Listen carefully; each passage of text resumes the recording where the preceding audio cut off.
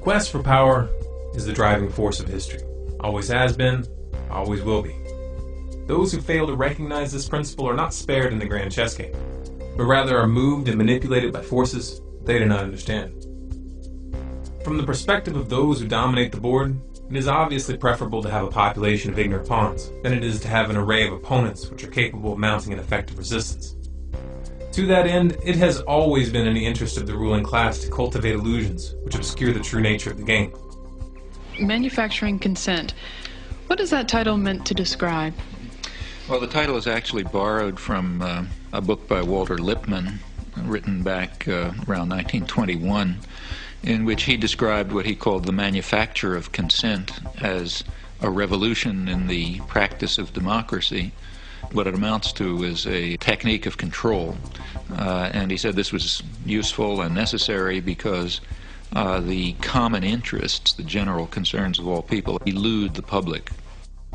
Walter Lippmann wasn't speaking theoretically, nor was he commenting on a phenomenon that he had observed from a distance. He was part of that specialized class, and he personally influenced the development of this new technique of control. So what was this new technique that Lippmann was referring to? The answer to that question takes us back to the beginning of World War I. In 1917, Woodrow Wilson formed the Committee on Public Information, also known as the CPI. It was a propaganda agency, and its purpose was to build support for the war with the American people. The CPI, run by a man named George Creel, was known for its crude tactics, blatant exaggerations, and outright lies. However, one member of the CPI, Edward Bernays, had a much more subtle approach. Rather than resorting to lowbrow tactics, Bernays studied the mindset of the American people, and then based on his observations, he created a campaign to promote the idea that America's purpose in the war was to, quote, make the world safe for democracy. This meme was wildly successful, so much so that it continues to be used even to this day. Edward Bernays was Sigmund Freud's nephew, and like his uncle, he was an avid student of human psychology. Some documentarians, such as Adam Curtis in his film The Century of the Self, have mistakenly assumed that the psychological techniques that Bernays went on to develop were merely the practical application of Freud's theories. However, though Freud had a significant influence on his nephew, the reality of the matter is that he was not the source of these ideas. Sigmund Freud, Edward Bernays, and Walter Lippmann all subscribed to a school of thought that was first put forth in 1895 by a French social psychologist named Gustave Le Bon. Le Bon wrote several books, the most famous of which was entitled Psychologie des Foules. It was translated into English as The Crowd, a study of the popular mind. The Crowd was a revolutionary piece of work. In it, Le Bon not only presented an in-depth description of group psychology and how it differed from individual psychology, but he also outlined a very simple set of principles that enable leaders to spark ideological contagion and thereby rise to power. Hitler, Goebbels, and Mussolini all studied Le Bon's writings, and they applied his techniques to the letter. The results that they attained were precisely those that Le Bon claimed that they would have. Funny how they leave that little detail out of most history books, don't you think?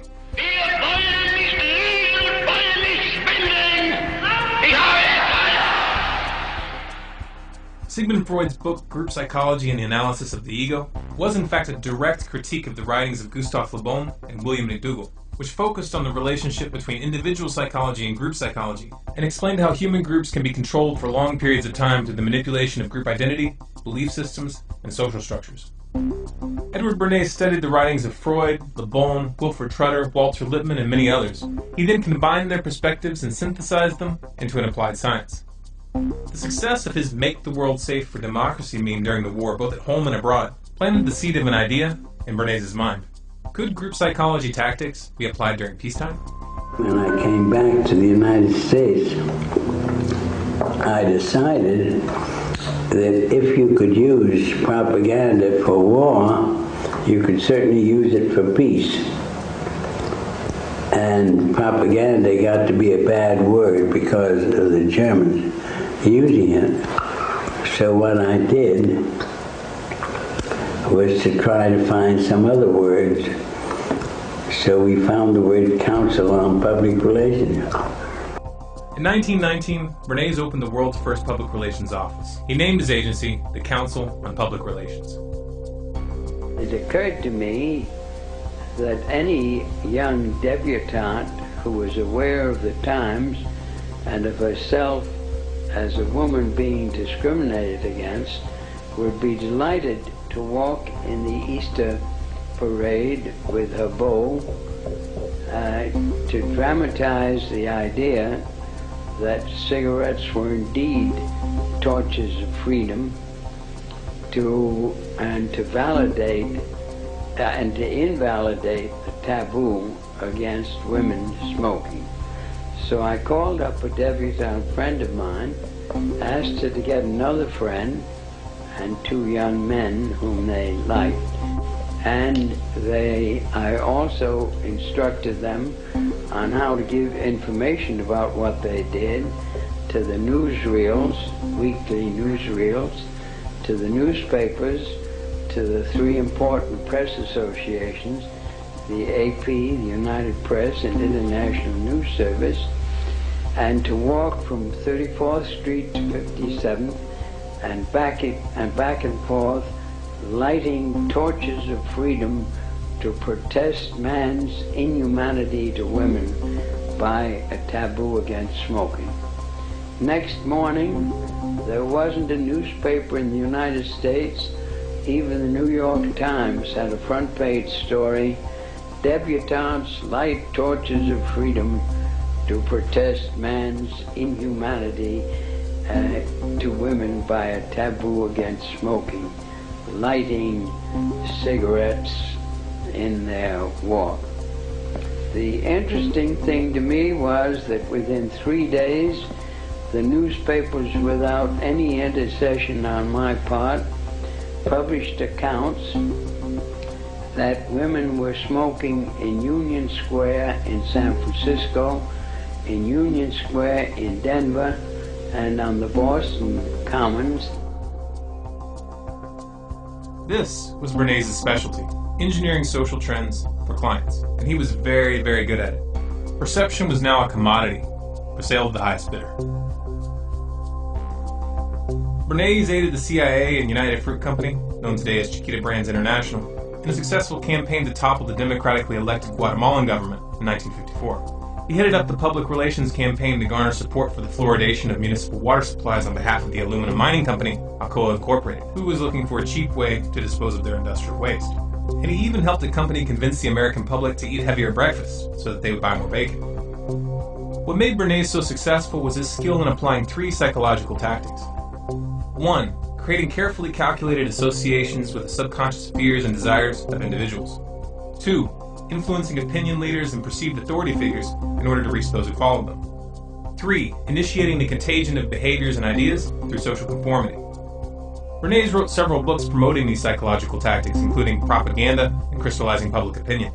In these books, he specifically encouraged governments and corporations to use his methodology to manipulate public perception. This suggestion did not fall on deaf ears. His techniques worked so well that they were adopted by virtually every sector that sought to influence the public. Media, politics, advertising, even the military. As Walter Lippmann had indicated, it was a revolution.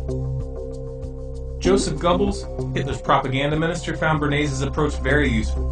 Bernays acknowledged this fact in his 1965 autobiography entitled Biography of an Idea, where he wrote, "Karl von Wiegen, foreign correspondent of the Hearst newspapers, an old hand at interpreting Europe and just returned from Germany, was telling us about Goebbels and his propaganda plans to consolidate Nazi power. Goebbels had shown Wiegen his propaganda library, the best Wiegen had ever seen. Goebbels, said Wiegen, was using my book Crystallizing Public Opinion as a basis for his destructive campaign against the Jews of Germany. Obviously, the attack on the Jews of Germany was no emotional outburst of the Nazis, but a deliberate, planned campaign." The events that transpired in Nazi Germany stunned the world, and they inspired several prominent psychologists to investigate how populations are convinced to commit atrocities. In the process, they inadvertently established the science behind Le Bon's and Bernays' methods. In 1951, psychologist Solomon Asch set out to study and measure the effects and causes of social conformity and its ability to alter perception. To do so, he ran a series of experiments in which he asked groups of students to participate in what he told them was a vision test. In reality, all but one of the participants in each test were actually actors, each of whom had been prepped to give specific answers at specific times. The subjects were shown a card with a line on it, followed by another card with 3 lines on it, labeled 1, 2, and 3. They were then asked which line in the second card matched the line on the first card in length. The lines were made in such a way that the correct answer was obvious. Each member of the group was asked to give their response one at a time, and the real participant always answered last or next to last. For the first 2 trials, the actors gave the obvious correct answer. However, beginning on the 3rd trial, they would all give the same wrong answer. The goal was to ascertain how many people would conform to the perception of those around them when the group's position contradicted their own senses. The results surprised Ash. He had believed that the majority of participants would not conform and give an answer that was obviously wrong. However, results showed that 37% of people would conform to the crowd consistently, and 75% conformed at least some of the time. Ash was uncertain as to whether this conformity was limited to social compliance, or whether it was actually influencing perception on a neurological level. In 2005, neuroscientist Gregory Burns sought to answer this question. Burns created a variation of Ash's experiment, this time measuring brainwave activity during the test to determine at what level of the brain this conformity was taking place. The results showed very clearly that the occipital and parietal lobes were the most active when the participants were answering incorrectly. This meant that conformity was actually altering the perception of the test subjects at the neurological level. Take a moment and register what that means. Social conformity literally causes the brain to rewrite our reality.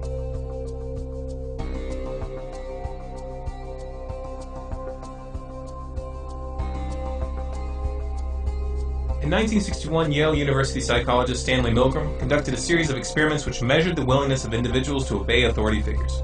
In the experiment, test subjects were placed in a scenario where they were led to believe that when they flipped a switch, an electrical shock was being delivered to a person in the adjacent room. They were then ordered by a man in a white jacket claiming to be the official scientist in charge to ask the person in the next room a series of questions. If they received an incorrect response, they were to punish them by flipping the switch, thereby administering a shock. For example, in the first line it reads, blue, boy, girl, grass, hat.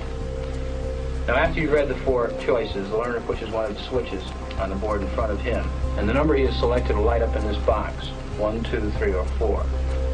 Now if he gives the correct answer, you say correct and go on to the next line. The correct answer is underlined and is also indicated in the right margin. Yeah. If he were to indicate the wrong answer, you would say wrong. Then tell him the number of volts you're going to give him. Then give him the punishment.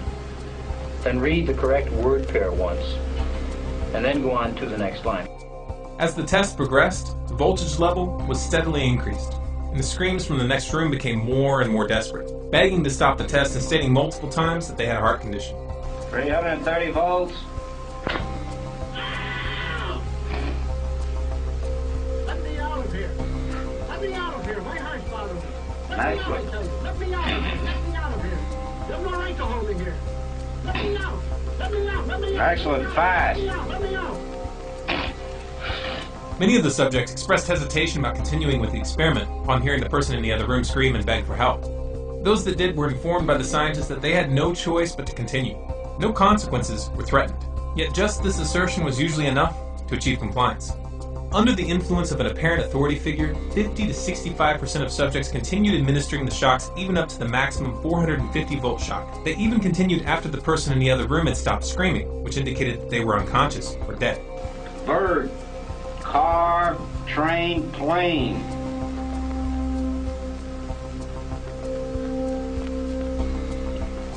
Go on, please, with the procedure. Please answer.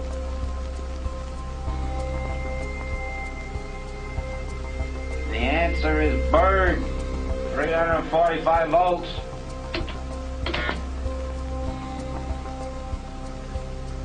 Blunt, knife, stick, word, arrow.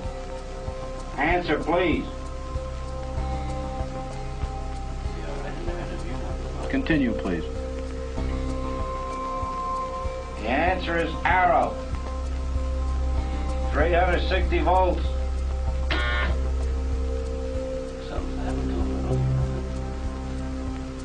Go on, please, with the experiment. Please continue. The Milgram authority experiment has been repeated numerous times over the years using individuals from a wide range of economic and social backgrounds, and the conclusions are always consistent. The aura of authority exercises an almost irresistible force over the human mind, easily overriding core morals and ethics. Even more shocking is the fact that no legitimate authority is necessary. Appearances suffice.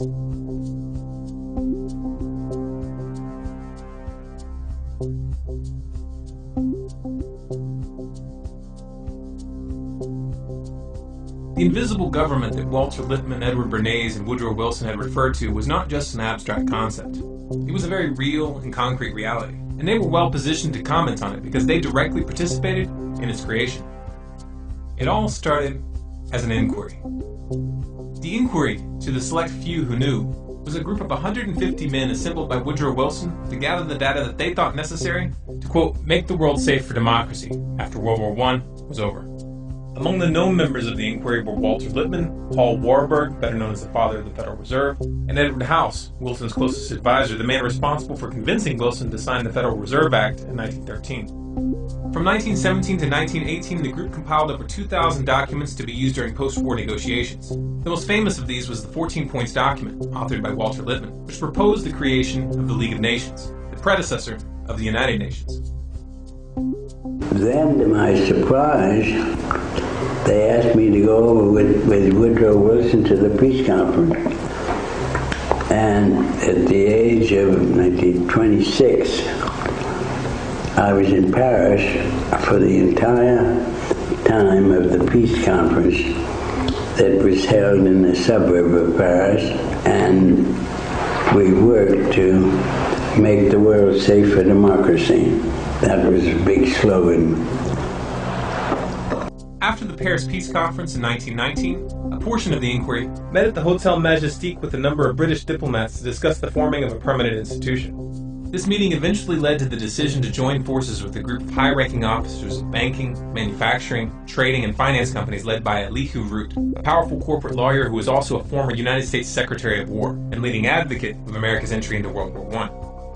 On July 29, 1921, the merged group filed a certification of incorporation, officially forming the Council on Foreign Relations, also known as the CFR. The CFR went on to build a membership comprised of the world's most powerful business leaders, politicians, and corporations.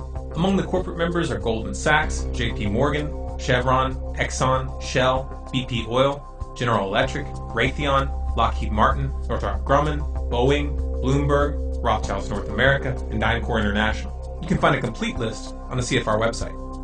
It's good to be back at the Council on Foreign Relations. As Pete mentioned, I've been a member for a long time and was actually a director for some period of time. I never mentioned that when I was campaigning for re-election back home in Wyoming. Thank you very much, Richard, and I am delighted to be here in these new headquarters.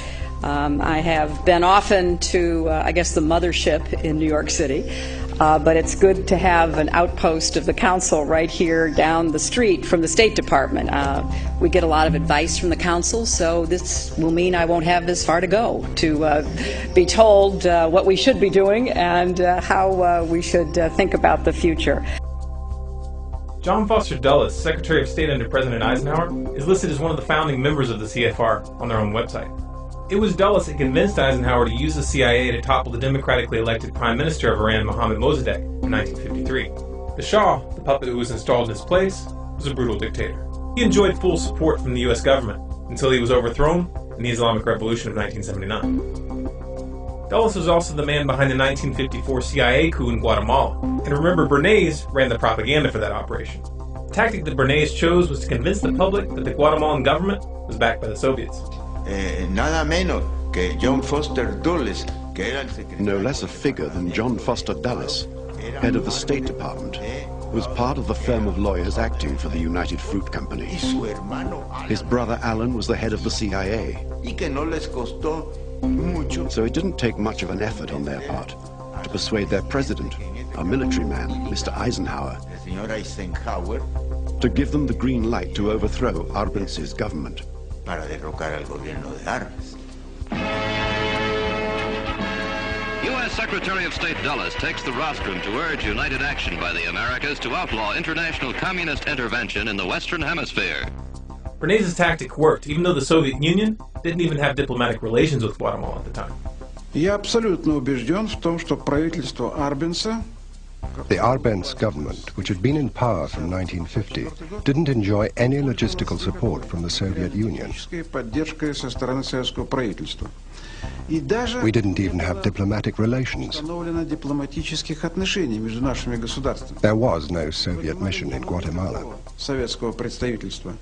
Once again, Bernays set a trend.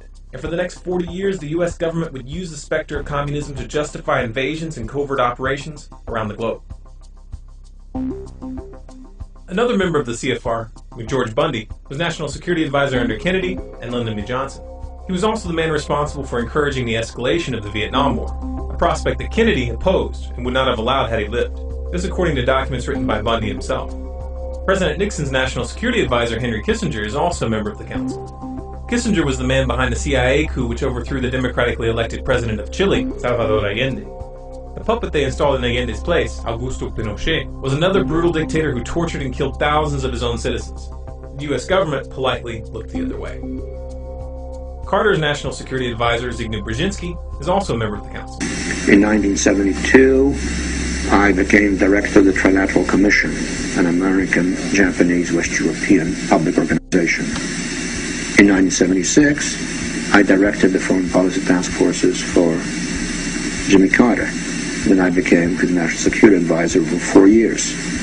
Then I went back to private life, although in 1988 I was co-chairman with Ben Scowcroft and Henry Kissinger of the foreign policy task force for Vice President Bush.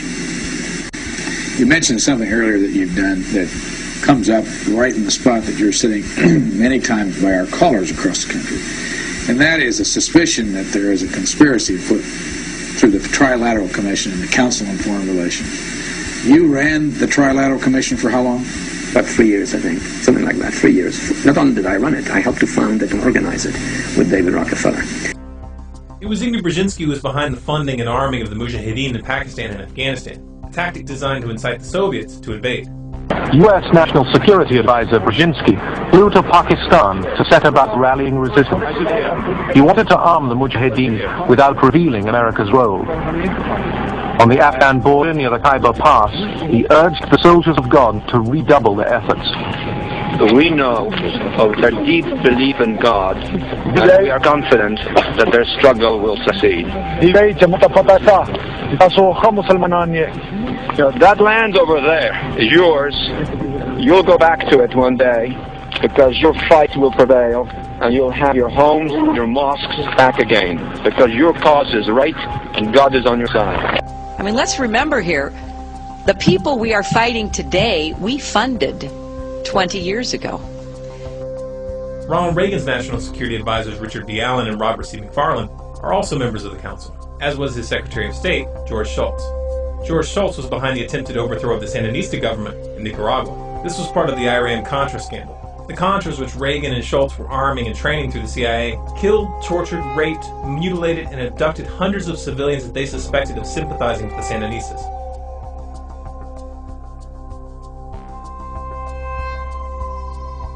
George H.W. Bush was a director of the CFR from 1977 to 1979, and his Secretary of State, James Baker, is a current member.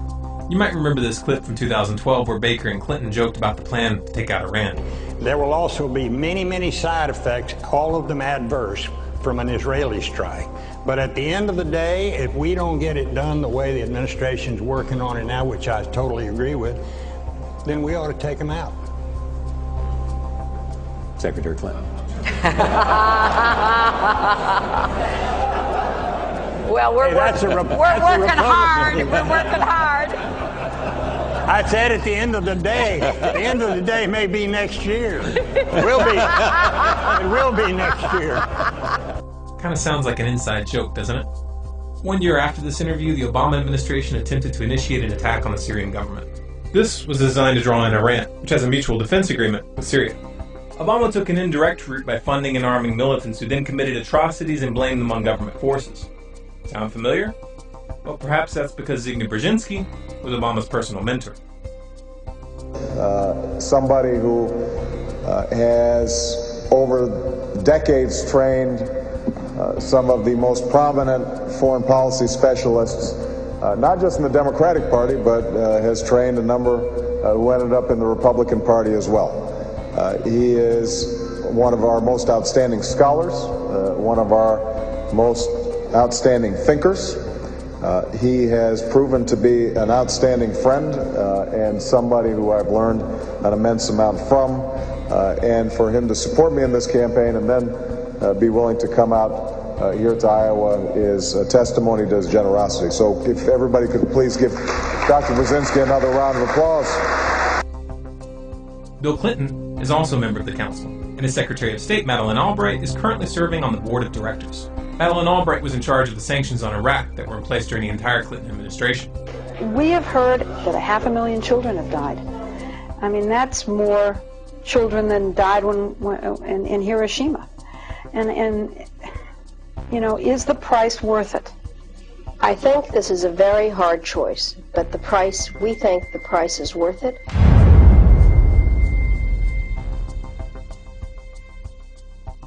Colin Powell, who led the charge to war with Iraq by presenting false evidence to the UN in 2003, is also currently on the CFR Board of Directors. Indeed, the facts and Iraq's behavior show that Saddam Hussein and his regime are concealing their efforts to produce more weapons of mass destruction. My colleagues, every statement I make today is backed up by sources, solid sources. These are not assertions. What we're giving you are facts and conclusions based on solid intelligence. Those weapons of mass destruction got to be somewhere.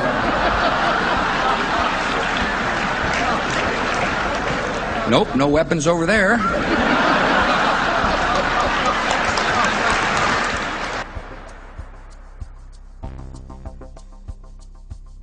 George W. Bush's National Security Advisor, Stephen Hadley, his Secretary of State, Condoleezza Rice, and his Treasury Secretary, Henry Paulson, are all current members of the CFR. Henry Paulson, former CEO of Goldman Sachs, was the man behind the banker bailouts in 2008.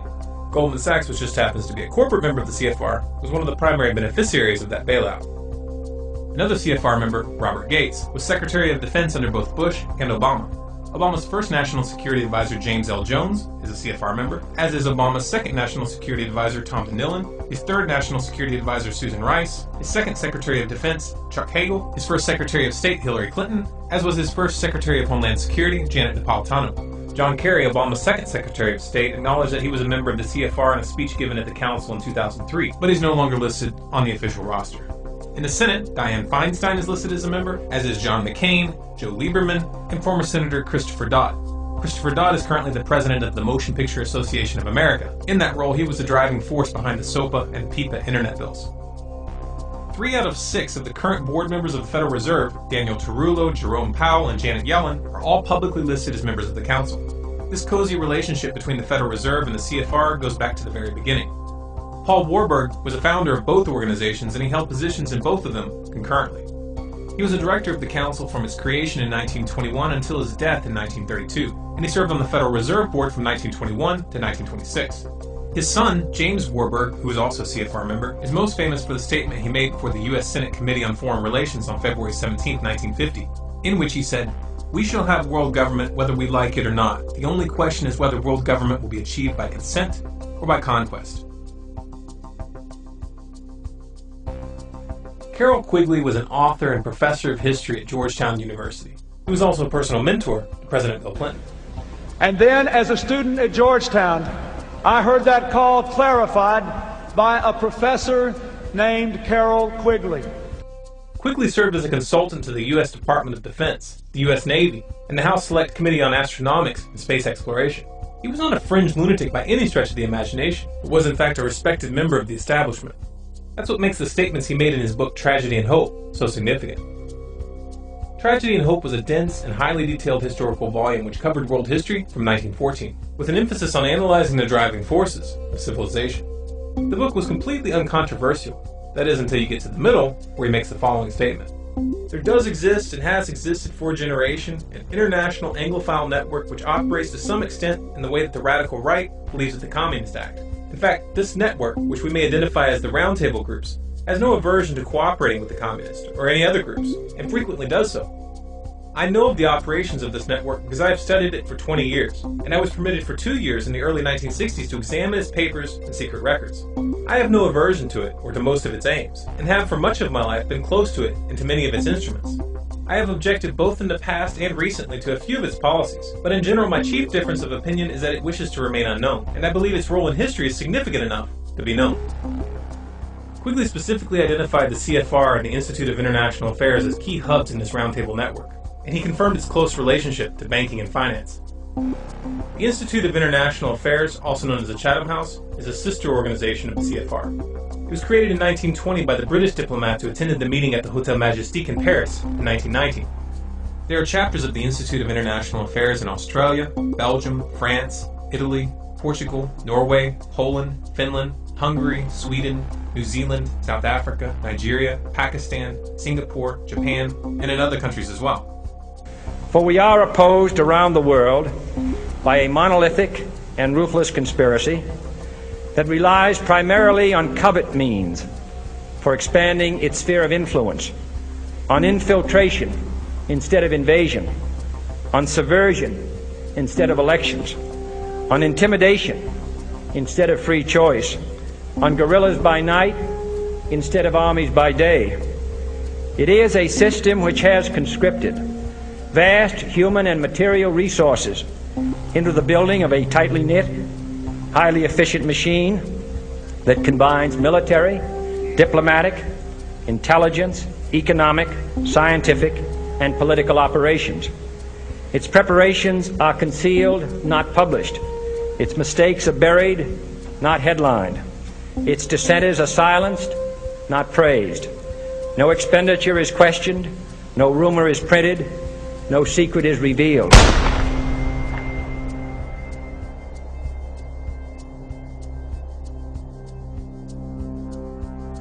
The secret to the power that the Council on Foreign Relations and the other roundtable groups wield lies in a clever application of the techniques that Bernays developed. They target individual psychology by cultivating a sense of exclusivity and prestige, which plays upon people's desire to feel important and powerful.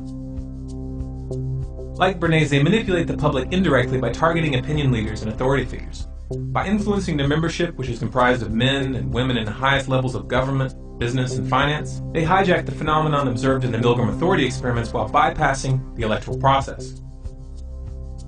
Most of the meetings held at the CFR are run under Chatham House rules, meaning that the ideas discussed there may be used and spread by those present, but no one is allowed to mention where those ideas came from. I would like to remind the audience, it says here, that this meeting is not for attribution. This means that participants are welcome to make use of the information received at the meeting, but neither the identity of the speakers nor that of any other participant may be revealed, nor may one cite a council meeting as the source of the information. These closed-door discussions and their exclusive membership process work together to engineer the phenomenon demonstrated in the Asch conformity experiments. New members must be nominated by an existing member, seconded by 3 members, and approved by the board of directors. This process ensures that ideological continuity is maintained as social conformity brings new members into line with the group. It's important to remember that wealth, social status, and official positions of power do not reduce the effects of group psychology. We get a lot of advice from the council, so this will mean I won't have this far to go to be told what we should be doing and how we should think about the future.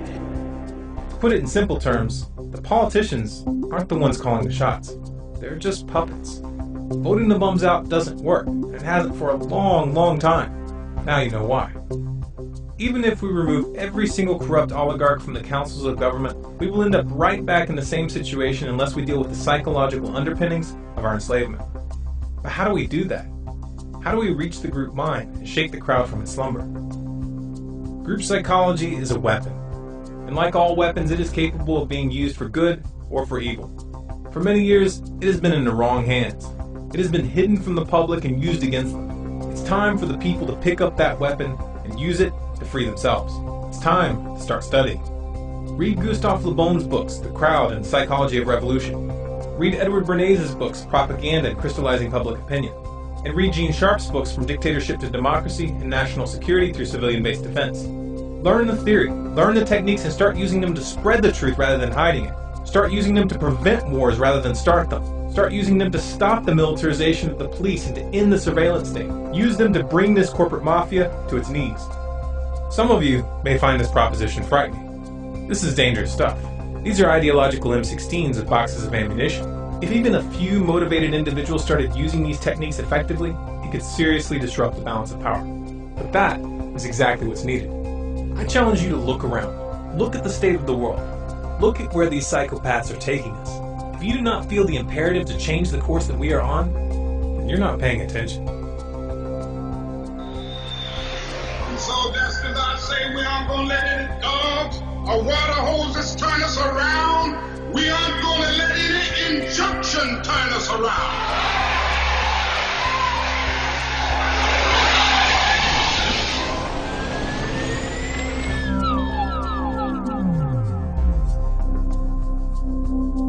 If you feel as strongly as we do that the public needs to see this information, then make a commitment to get this film into the hands of as many people as possible. Share it through social media, post it on your website, send it to your friends via email, or pass it out on the street. You have permission to download this video and distribute it and display it in any non-commercial way. If you want to make sure you catch future videos, be sure to subscribe to Storm Clouds Gathering on YouTube, and click the little gear on the subscribe button to have YouTube send you an email notification of new uploads. Also sign up for email updates on our website, stormcloudsgathering.com, and follow us on Facebook, Twitter, and Google+. Special thanks to everyone who donated on our website over the past year to make this film possible. We really sincerely appreciate your support.